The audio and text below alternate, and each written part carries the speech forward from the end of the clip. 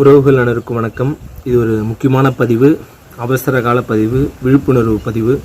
இது என்ன பதிவு அப்படின்னு பார்த்தீங்கன்னா, இப்போது மேகதாது அணையை பற்றிய பேச்சு அனைத்து இடத்திலும் பரவலாக பேசப்பட்டு கொண்டு வருகிறது. இதற்காக நாம் அனைவருமே நாம் குரல் கொடுக்க வேண்டும் என்பதை நாம் முதலில் தெரிந்து கொள்ள வேண்டும். காவிரி நீர் என்பது விவசாயத்தின் உயிர் மூச்சு, உயிர் நாடி. நமது முன்னோர்கள் காலத்திலிருந்து தற்போது வரை காவிரி நீரால், காவிரி டெல்டா பகுதி விவசாயத்தால் செழித்து நமக்கெல்லாம் 8 கோடி மக்களுக்கு உணவு வழங்கக்கூடிய அத்தகைய காவிரி டெல்டா விவசாய பகுதி தற்போது நீர் இல்லாமல் வாடிக்கொண்டிருக்கக்கூடிய ஒரு சூழல் உருவாகப் போகிறது.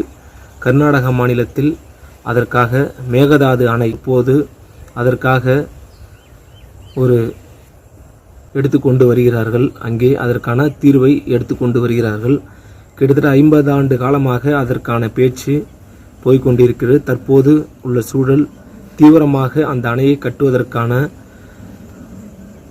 ஒரு முயற்சி எடுக்கப்பட்டு வருகிறது. இது எதற்காக இந்த பதிவுனா,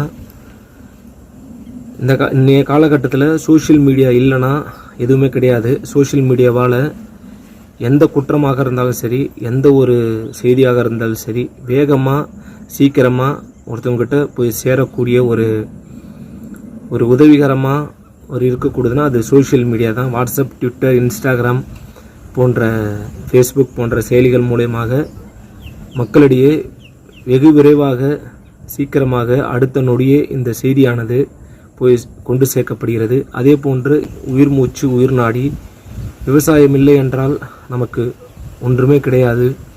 விவசாயம்தான் நம் முதுகெலும்பு. ஆகையால் ஒவ்வொரு நபரும், ஒவ்வொரு மனிதரும் இதற்கான முழு மூச்சோடு செயல்பட்டு இந்த தடை செய்யப்பட வேண்டும், அணை கட்டுவதை தடை செய்ய வேண்டும்.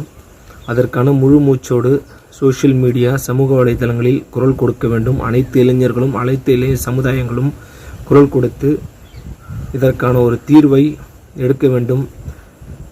பாட்டாளி மக்கள் கட்சி தலைவர் அன்புமணி ஐயா அவர்களும் குரல் கொடுத்திருந்தார்கள். அதே போன்று அனைத்து இளைஞர்களும், இளைய சமுதாய மக்கள் அனைவருக்குமே குரல் கொடுத்து நம் விவசாயத்தை காக்க வேண்டும், விவசாயத்தை அழிவிலிருந்து மீட்க வேண்டும். காவிரி என்பது நம்முடைய நதிநீர். அதை நமக்கான நீராக எப்பொழுதும் ஆக்கிக்கொள்ள வேண்டும். அதை எப்பொழுதும் யாரும் அதை தடை செய்யக்கூடாது, தடை செய்ய நாம் விடவும் கூடாது.